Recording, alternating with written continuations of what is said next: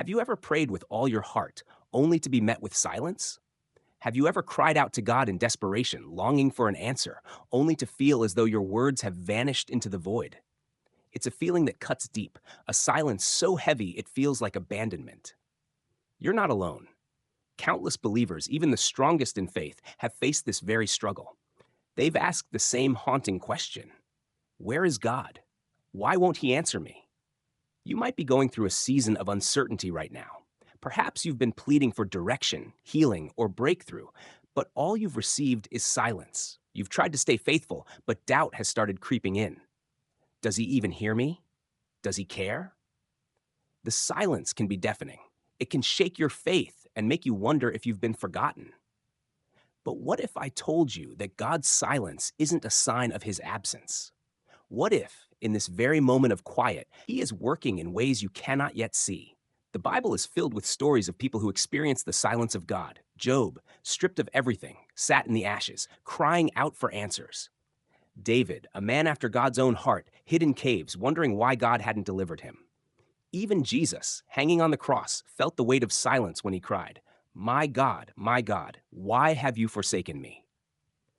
Yet in each of these moments, silence was not the end of their story. It was a part of something greater. Today, we are going to uncover the truth about God's silence. Why does He sometimes seem distant? What is He trying to teach us? And most importantly, how do we hold on to faith when we feel like we're praying into the void? Stay with me, because what you're about to hear might just change the way you see silence forever. Sometimes God's silence is not a sign of His absence, but a test of our faith. In the Bible, Job experienced a silence so profound that it felt like God had turned His face away. He was a righteous man, blessed with wealth, health, and family. Yet in an instant, everything was taken from him. His children died, his fortune vanished, and his body was covered in painful sores. He cried out to God, desperate for answers, but heaven remained silent. Can you imagine the agony? Job had done everything right. He was faithful, obedient, and devoted to God. Yet, when he needed Him the most, there was no response. His friends told him he must have sinned. His wife urged him to curse God and give up. But Job refused. In the depths of his suffering, he uttered these powerful words: "Though He slay me, yet will I hope in Him." That is faith in its purest form. Faith that doesn't depend on feelings, answers, or visible signs. Faith that remains unshaken even when God seems silent. And just like a teacher who stays quiet during an exam, God's silence in our lives doesn't mean He's not there. It means He's watching, waiting to see how we will respond.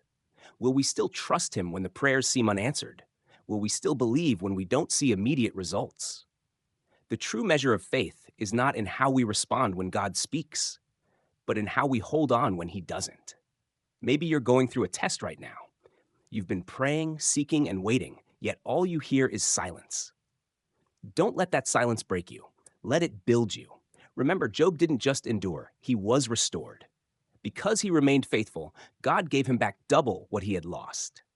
Your silence is not the end of your story. It's a test of faith, a refining fire. And if you stand firm, if you choose to trust even when it's hard, God will bring you through it stronger, wiser, and more blessed than before. Hold on. Your breakthrough is coming. Waiting is one of the hardest things we will ever do. We live in a world of instant gratification, fast results, quick answers, immediate responses. But God doesn't operate on our schedule. His timing is perfect, and sometimes His silence is simply His way of teaching us patience. Think about Abraham and Sarah. God promised them a child, a son through whom nations would be born. But years passed and nothing happened. They prayed, they waited, and still silence. Eventually, they grew impatient. They took matters into their own hands, and Sarah gave her servant Hagar to Abraham to bear a child. The result? Pain, division, and consequences that lasted for generations. If only they had waited. God did fill His promise. Isaac was born, but not on their timeline, only in God's perfect time. Psalm 27:14 says, "Wait for the Lord, be strong, and let your heart take courage. Wait for the Lord." This verse isn't just a suggestion, it's a command. Waiting is an act of trust, a demonstration of faith. Maybe you've been waiting for a breakthrough. Maybe you've been praying for healing, for restoration, for a door to open, but nothing is changing. You start to wonder, is God even listening? The truth is, delayed answers are not denied prayers. God is not ignoring you, He is preparing you. Just like a farmer plants seeds and patiently waits for the harvest, God is working beneath the surface, even when you can't see it. Think of Joseph. He was given a dream of greatness, but instead of stepping into it immediately, he was sold into slavery, falsely accused, and thrown into prison. Years passed in silence, yet God was shaping him. When the right time came, Joseph was raised from the prison to the palace in a single moment. God is teaching you patience because what He has for you is greater than what you could achieve on your own. If He gave it to you too soon, you wouldn't be ready to handle it. The waiting is painful, but it has purpose. So don't rush the process. Don't let impatience drive you to take shortcuts. What God has promised will come to pass in His perfect timing. Your job is to trust, to wait, and to prepare your heart. Because when the answer comes, it will be worth every second of the wait. Silence is not emptiness. It is often the space where growth happens. When God seems distant, when our prayers seem to go unanswered, we are left with two choices: give up or grow deeper in faith. The reality is that some of the greatest spiritual growth happens not when God is speaking, but when He is silent. Look at David. Before he became king, he spent years in the wilderness, running for his life. He had been anointed, chosen by God, yet instead of sitting on a throne, he was hiding in caves. He cried out in the Psalms, "How long, O Lord, will you forget me forever?" Psalm 13:1. God was silent. But in that silence, David wasn't abandoned. He was being strengthened. It's easy to trust God when things are clear, when answers come quickly, when blessings are overflowing. But real faith is built in the quiet, dark places. Just like a seed must be buried underground before it can grow, we often grow the most in seasons where God seems silent. Think about the times in your life when you've grown the most spiritually. Were they moments of ease and comfort? Or were they the moments when you had no choice but to cling to God? The truth is, pain produces growth. Struggles make us stronger. Silence forces us to listen more intently. Maybe God is allowing this season of silence so that you will seek Him more deeply. Maybe He wants to strip away distractions, to pull you closer, to take you beyond surface level faith. Because if we only seek God when we hear Him, we're not truly seeking Him, we're seeking answers. Mature faith says, even if I don't hear Him, I will trust Him. Even if I don't see Him, I will follow Him. That's what God is developing in you right now. He is deepening your trust, stretching your faith, and preparing you for what's ahead. So don't despise the silence. Let it push you deeper. Let it build you, strengthen you, refine you. When the season of silence is over, you will not be the same. You will be stronger, wiser, and more prepared for what God has in store. Trust the process. God is growing you in ways you can't even imagine. Sometimes, God's silence is not about punishment, but about pulling us closer to Him. When everything is going well, when prayers are answered immediately, when life feels easy, we often become spiritually comfortable. We stop seeking God with the same passion.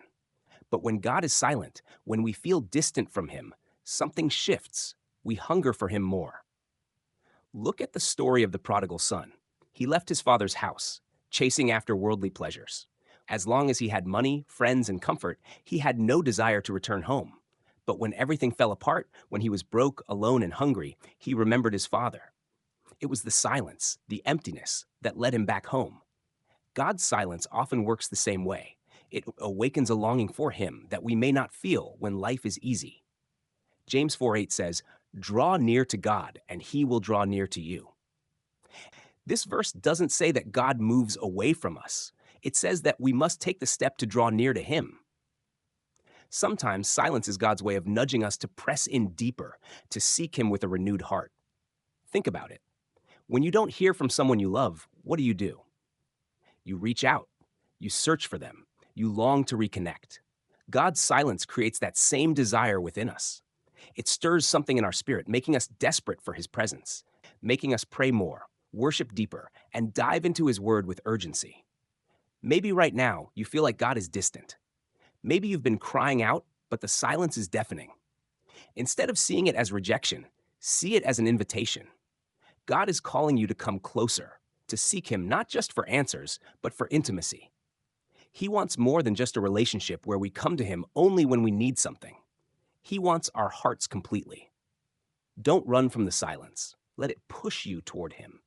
Because when you draw near to God, you will find that He was never far away to begin with. The silence is not a sign of His absence. It's an opportunity to know Him in a way you never have before. Seek Him, and you will find Him. God's silence is not a sign that He has forgotten you. It is often a sign that He is preparing you for something greater. Throughout the Bible, some of the most powerful moments of destiny were preceded by seasons of silence. When it seems like nothing is happening, when prayers seem unanswered, God is often working behind the scenes, shaping you for what's ahead. Look at Jesus on the cross. At the most painful moment of His life, He cried out, my God, why have you forsaken me?" Matthew 27:46. In that moment, heaven was silent. But that silence was not abandonment, it was preparation. 3 days later, Jesus would rise, defeating sin and death forever. The silence before the resurrection was not the end of the story. It was the beginning of something greater. Maybe right now you feel like God is silent because you're in a difficult season. You've been waiting, praying, seeking, and yet nothing seems to change. What if this silence is not a punishment, but a setup for something far beyond what you can imagine? What if this delay is actually divine preparation? Think about Joseph. He had a dream of leadership, of greatness, but before that dream became reality, he was betrayed by his brothers, sold into slavery, falsely accused, and thrown into prison. For years, he heard nothing from God. But in one moment, God lifted him from the prison to the palace. The years of silence weren't wasted. They were a training ground for his destiny. Maybe your silent season is your training ground. Maybe God is strengthening your faith, refining your character, and preparing you for something bigger than you ever expected. A blacksmith places iron in the fire, not to destroy it, but to shape it into something strong and powerful. That's what God is doing in you. Don't lose faith in the silence. The greater the calling, the greater the preparation. When God is quiet, trust that He is working. He is positioning you, molding you, and getting you ready for something you can't even see yet. The silence is not the end. It's the beginning of your breakthrough. Hold on. What God is preparing you for is greater than anything you could have imagined. God's silence is never meaningless. It is never without purpose. If you are in a season where heaven feels quiet, do not mistake it for abandonment. Instead, see it for what it truly is, a test of faith, a lesson in patience, an opportunity for growth, a call to draw closer, and a preparation for something greater. Job endured the silence and was restored. Abraham and Sarah waited through years of silence and saw God's promise fulfilled. David hid in caves before he became king. Joseph spent years in prison before stepping into his destiny. Even Jesus faced silence on the cross before the resurrection changed everything.